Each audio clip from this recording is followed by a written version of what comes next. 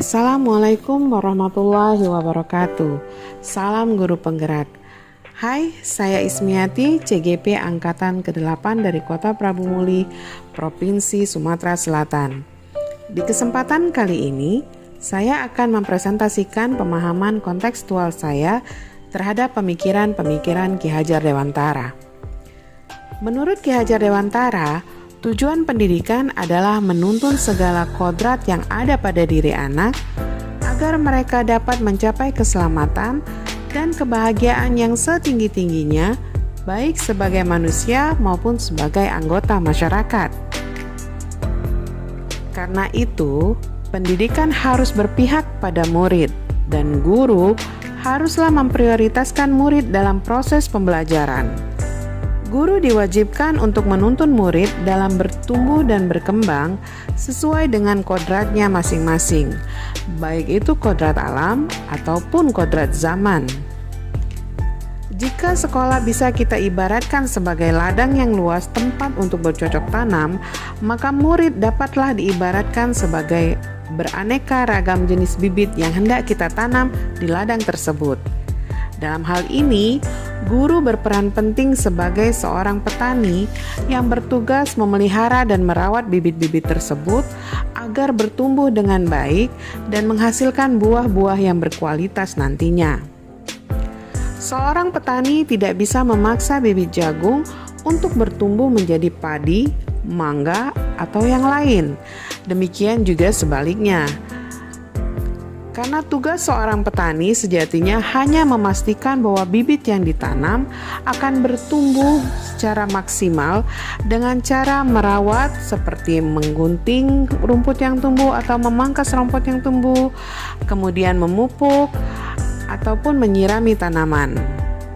Karena itulah pemahaman tentang karakter dan keunikan serta potensi yang ada dalam diri siswa menjadi salah satu kewajiban yang harus dimiliki oleh guru selain pemahaman tentang tujuan pengajaran. Karena sejatinya siswa tidak terlahir sebagai kertas kosong, melainkan kertas yang telah terisi secara samar yang harus dibimbing dan dituntun untuk menebalkannya, agar mereka nanti dapat bertumbuh sesuai dengan kodrat alaminya. Pembelajaran yang berpusat pada murid ini bertujuan agar murid memiliki tak hanya kemampuan intelektual yang tinggi, tapi juga memiliki akhlak dan budi pekerti yang luhur. Hal ini tentu saja sangat selaras dengan trilogi pendidikan yang selalu digaungkan oleh Bapak Ki Hajar Dewantara, yaitu Ing Ngarso Sung Tulodo, Ing Madya Mangunkarso, dan Tutwuri Handayani.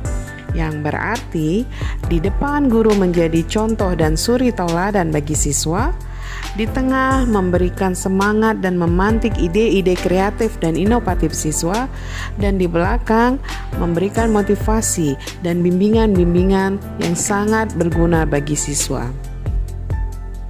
Dengan menerapkan ketiga trilogi pendidikan dalam konteks pembelajaran di sekolah ataupun di dalam kelas, diharapkan guru dapat menciptakan pendidikan yang berpusat dan selalu memprioritaskan murid dalam pola didiknya.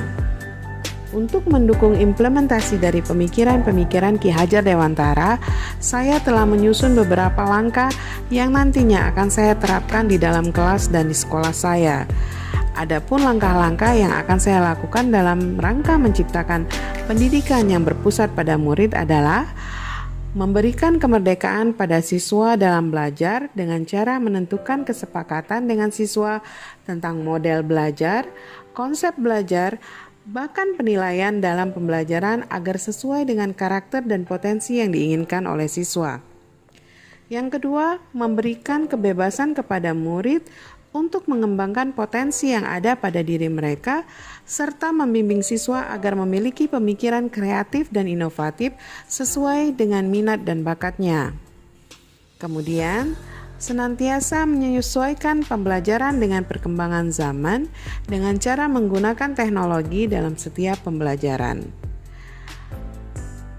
Dan terakhir, menghadirkan kelas yang ceria dan menyenangkan dengan menggunakan game yang dapat memantik motivasi mereka dalam belajar serta kreativitas mereka dalam belajar.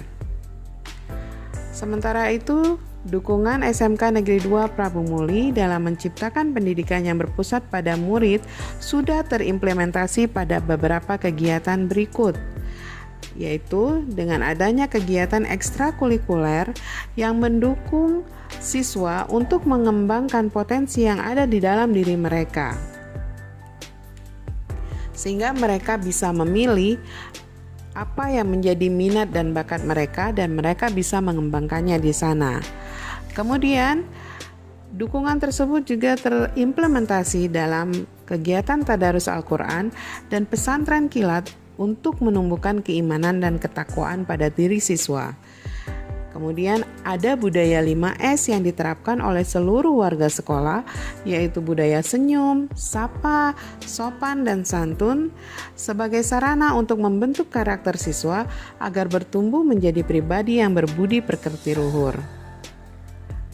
Menerapkan budaya malu untuk menumbuhkan kedisiplinan dan tanggung jawab pada diri murid, dan menggunakan metode belajar yang menarik dan memanfaatkan segala sumber yang ada di lingkungan, baik itu teknologi, alam sekitar, ataupun fasilitas-fasilitas sekolah lainnya. Tentu saja hal ini tidak luput dari dukungan yang dibutuhkan untuk melaksanakan pendidikan yang berpihak pada murid ini adalah dukungan orang tua, dukungan warga sekolah, dan dukungan dari masyarakat sekitar serta pemangku adat yang ada. Ada banyak sekali tantangan yang akan menghambat penerapan sistem pendidikan yang berpihak pada murid. Yang pertama, mungkin dengan kurangnya minat dan keinginan siswa dalam mengeksplorasi minat dan bakat yang mereka miliki melalui program-program ekstrakurikuler yang telah disediakan, karena mereka tidak terlalu percaya diri dengan kemampuan mereka ataupun mereka terkadang terlalu asyik dengan telepon genggam mereka. Yang kedua, kurangnya ilmu pengetahuan dan pemahaman guru tentang metode-metode mengajar yang mendukung pendidikan yang berpusat pada siswa. Selanjutnya, solusi yang harus dilaksanakan oleh sekolah, guru, bersinergi dengan wali siswa dan siswa itu sendiri. Adapun solusi-solusi yang dapat diterapkan adalah menggunakan metode-metode pembelajaran dan pelatihan yang menarik minat dan bakat siswa agar siswa lebih tertarik untuk mengeksplorasi potensi minat dan bakat mereka melalui kegiatan ekstrakurikuler. Kemudian, diadakannya pelatihan ataupun studi banding ke sekolah-sekolah lain agar guru memperoleh referensi kegiatan yang dapat digunakan dalam membangkitkan motivasi agar anak tertarik untuk mengembangkan potensi yang ada dalam diri mereka. Guru juga harus menjadi suri tauladan siswa dalam bertingkah laku, agar siswa memperoleh contoh yang baik dalam pembentukan karakter mereka. Dan selanjutnya, guru diberikan pelatihan tentang metode-metode dan pemahaman pembelajaran yang berpihak pada murid. Meski menerapkan hal ini bukan hal yang mudah untuk dilakukan, namun itu semua bukan hal yang mustahil untuk diselenggarakan, agar pendidikan yang berpihak pada murid dapat terlaksana dengan baik di SMK Negeri 2 Prabu Muli. Semoga pembelajaran ini semua dapat membantu kita semua guru bertransformasi menjadi guru yang mencerminkan pemikiran-pemikiran Ki Hajar Dewantara. Salam guru penggerak.